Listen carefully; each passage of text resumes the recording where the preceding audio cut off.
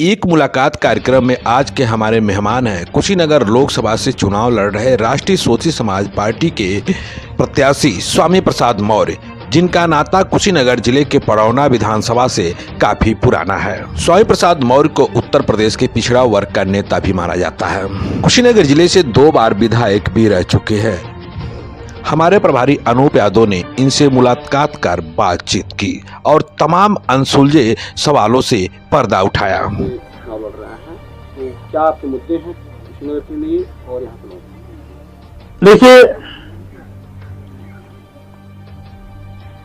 मैं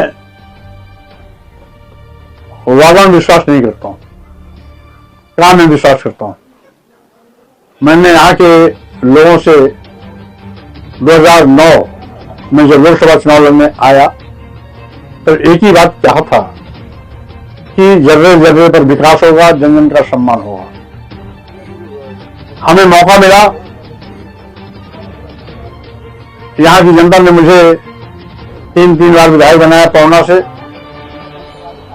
सरकार में मंत्री भी बनने का अवसर मिला।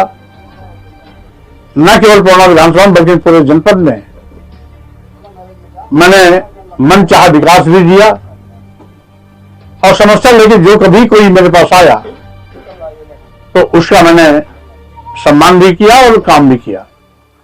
सर, दूसरा सवाल मेरा ये है कि कुशीनगर में अभी आपका एक चल रहा है खबर कि आप और आपके बेटे दोनों लोगों ने पर्चा दाखिला किया, क्या है इसका कॉन्सेप्ट है? ये खबर तो बड़ी पुरानी हो गई।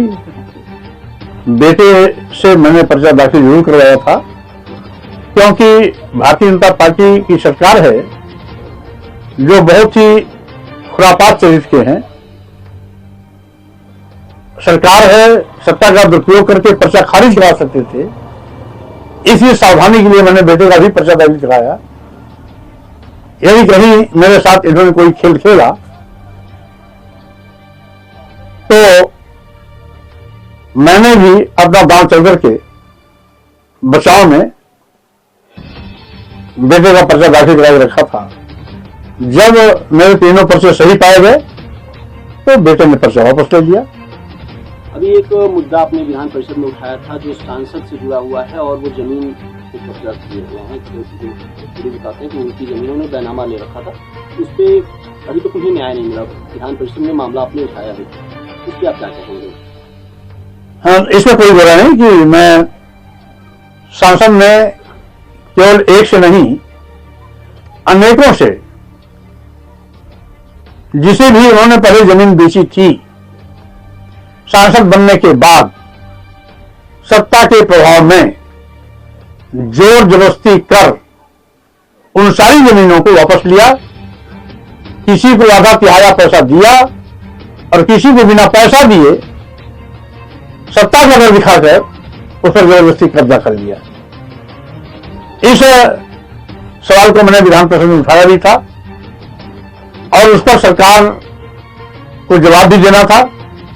इसी दरमियान मैंने एमएलसी पद से इस्तीफा दिया, लेकिन हाउस में वो मामला अभी भी जिंदा है, क्योंकि एक बार पीठ से निर्देश हो गया है कि सरकार इस पर अपना वक्तव्य दे, तो अगले सत्र में जब भी सत्र चलेगा सरकार को उस पर वक्तव्य देना पड़ेगा। रामकोला थाना क्षेत्र का एक गांव था पिपरा बुजुर्ग, उसमें एक परिवार ने कहा कि अब वो आए लोग और वो वोट देना चाहते थे भाजपा के। वो बताते हैं कि वो सांसद और विधायक के रिश्तेदार हैं और ये कहते हैं कि उनका घर का रास्ता सील कर दिया। ऐसा ही प्रकरण मतलब एक और जमीन की कब्जा करने का नदिया प्रधान के रूप पर भी लगा है।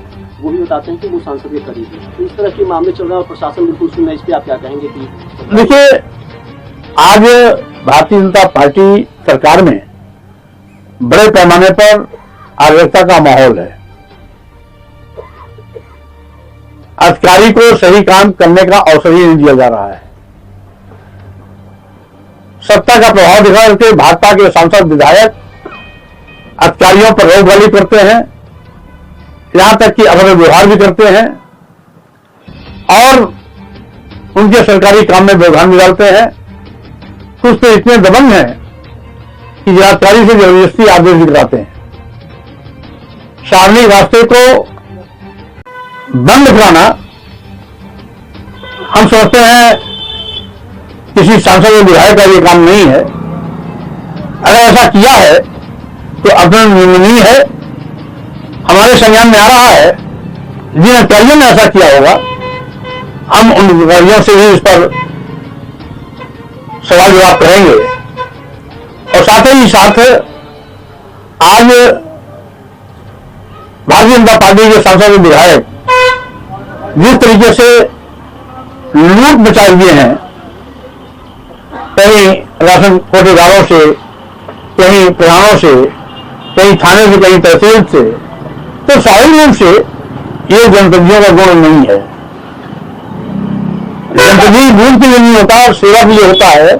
लूट करने वाले जनता की सेवा नहीं कर सकते, क्षेत्र के विकास के प्रति चिंता नहीं कर सकते। हम सोचते हैं यही कारण है कि जनता इस चुनाव में उनको जवाब भी देगी और साथ ही साथ जो उन्होंने अनाज किया है उसका हिसाब किताब भी उनके साथ चुकता करेगी। नेता क्षेत्र में लोगों को अभी तक सड़क नहीं मिल पाई और इधर गन्ना किसान की आपका चुनाव निशान भी मिला हुआ और गन्ने की शुगर मिलें इधर बंद हुई है। प्राइस चीनी मिल चालू हुई तो कप्तान उनको बंद कर दिया गया। क्या कहना है इन दोनों के? बहरहाल भारतीय जनता पार्टी के नेताओं ने गारंटी दिया था कि हम पौना चीनी मिल चलाएंगे। 2014 लोकसभा चुनाव में जिला मुख्यालय रविनगर भुज पर माननीय मोदी ने सार्वजनिक रूप से कहा था कि 2014 में यदि भाजपा की सरकार बनी तो पौना चीनी मिल चलेगी। जैसे ही भाजपा सरकार बनी, पौना की चीनी मिल बिक गई। उसके एवज में कुशीनगर जिले में कोई नई चीनी मिल भी नहीं लगी। ये नहीं तो मान लिया जाता कि चलो पौना चीनी मिल की जगह पर भाजपा ने दूसरी नई चीनी मिल लगा दी। ना दूसरी कोई नई चीनी मिल बनी और पौना चीनी मिल बनने के बजाय वो बंद हो गई, बिक गई। तो स्वाभाविक रूप से इनकी गारंटी हवा हवाई साबित हुई।